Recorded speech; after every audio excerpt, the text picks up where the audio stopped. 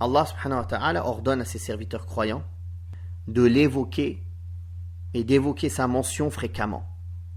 Car l'évocation d'Allah est la source de la réussite, du salut et de multiplier les biens.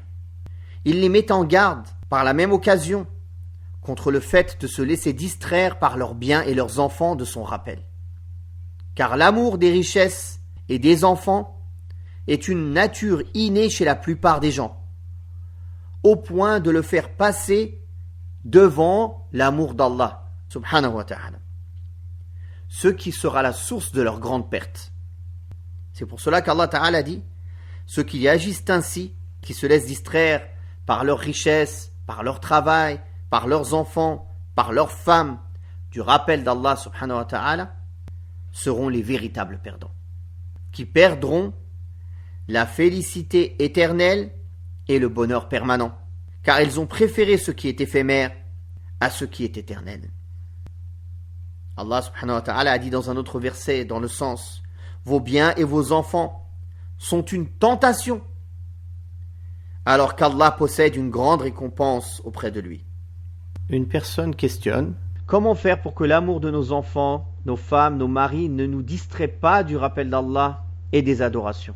Comment il faut faire? Il faut toujours combattre son âme, évoquer Allah, ne jamais laisser passer un ordre d'Allah pour faire plaisir à sa femme, à son enfant, à son mari, à son père, à sa mère. C'est comme ça.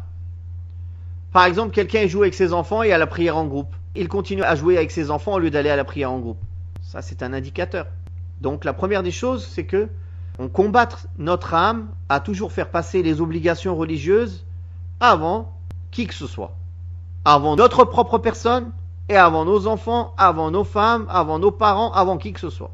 L'ordre d'Allah, il passe avant tout le monde. Barakallahu fikum. Malheureusement, ça c'est un conseil que je veux donner à toutes mes sœurs et mes frères.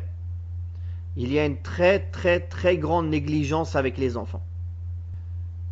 Souvent, l'excuse c'est la miséricorde. Oh la pauvre. Oh elle est trop jeune la pauvre, on va pas lui mettre le hijab. Elle est trop jeune la pauvre. Ah il est trop jeune le pauvre, on va pas le faire jeûner. Miskin. Miskin, non, laisse-le, il est fatigué, le réveille pas pour salat al-fajr. Ah miskina, non, laisse-la profiter de sa jeunesse, il faut pas lui mettre un hijab tout de suite. Ça c'est des paroles qui ressemblent aux paroles des mécréants. Comment un musulman il pense comme ça? Miskin. C'est un miskin l'enfant à qui on enseigne d'obéir à Allah? Ou c'est toi la miskina, c'est toi le miskin qui a rien compris à l'islam? Combien de sœurs qui elles ont le niqab ou le djilbab, leurs filles sont pubères et elles portent pas le voile à cause de la mère, pas à cause de la fille, hein. À cause de la mère ou du père, pas à cause de la fille. La fille, si on l'avait habituée, elle le porterait. Mais personne ne l'a jamais habituée. Personne. Bien sûr, alhamdulillah, le musulman il est sage. C'est pas à 3 ans, à 4 ans, on lui met un hijab. Hein? Barakallahu fikum. Sauf pour s'entraîner, pour s'amuser. Mais dès qu'elle commence à être, à discerner, elle met un petit hijab au début, elle met pas un djilbab ou un niqab. Elle met un petit hijab de couleur, un vêtement mi-long qui arrive aux genoux, pour qu'elle puisse jouer. Tant qu'elle a l'âge de jouer, il faut qu'elle puisse porter un vêtement qui lui permette de jouer, même si elle a un voile. Puis plus elle grandit, plus ce vêtement s'allonge et il est de moins en moins attirant au regard, jusqu'à que quand elle est proche de la puberté, un peu avant la puberté, ça y est, elle met le vêtement comme il doit être mis. Donc on n'y va pas à pas. Barakallahu fikum. Beaucoup, qu'est-ce qu'ils font? Quand leurs enfants sont tout petits, ils font trop d'efforts sur eux. Ils sont en maternelle. Ah, je vais lui enseigner le Coran, je vais lui enseigner si. Il est en maternelle. Là, c'est l'âge de s'amuser. Enseigne-lui. Mais d'une manière ludique, laisse-lui du temps pour jouer et peu à peu enseigne-lui. Avant que l'enfant soit né, ils ont beaucoup de soucis. Ils épuisent leurs efforts jusqu'à que l'enfant il ait 7 ans, 8 ans. Après, c'est fini, ils lâchent tout. Après, l'enfant, il fait ce qu'il veut. Ils n'ont rien compris, ces gens-là. Ils n'ont rien compris.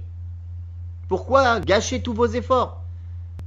Il y a des gens dans l'autre sens. Quand les enfants sont petits, ils leur interdisent tout. Ils sont trop durs avec eux, ils ne les laissent pas jouer. Ils ne les laissent pas profiter de leur vraie enfance quand ils sont tout petits. Tout en leur donnant une éducation, bien sûr. Alors quand les enfants grandissent, maintenant ils veulent jouer. C'est quand ils sont adolescents qu'ils veulent jouer. Ils veulent rattraper leur enfance. Ces deux extrêmes sont blâmables et sont des erreurs. Et le juste milieu, c'est ce que l'islam nous a ordonné. De leur donner un enseignement et une éducation, de les laisser jouer quand ils sont en âge de jouer.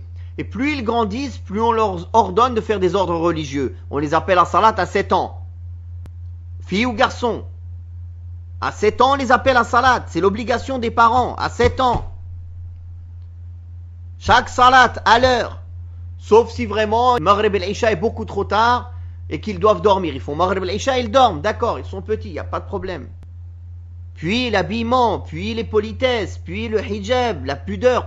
Tout ça, c'est des choses à lui enseigner petit à petit dans son enfance. Pour que ce soit quelque chose de normal pour elle après. Avant sa puberté, puis à sa puberté, à son adolescence. Ces gens-là, ils ont fait passer l'amour de leurs enfants devant l'amour d'Allah, sans aucun doute. Ah, Miskina, laisse-la profiter. Comment ça, Miskina, laisse-la profiter? Profiter de quoi? D'être une shaytana? Profiter d'être dans le chemin de l'enfer? Profiter de quoi? J'ai l'impression, ces gens-là, en fait, ils font faire à leurs enfants ce qu'eux, ils ont envie de faire. Eux, ils ont envie de faire des péchés, mais ils s'en empêchent, ils disent aux enfants, vas-y, fais-les à ma place. Craignez Allah.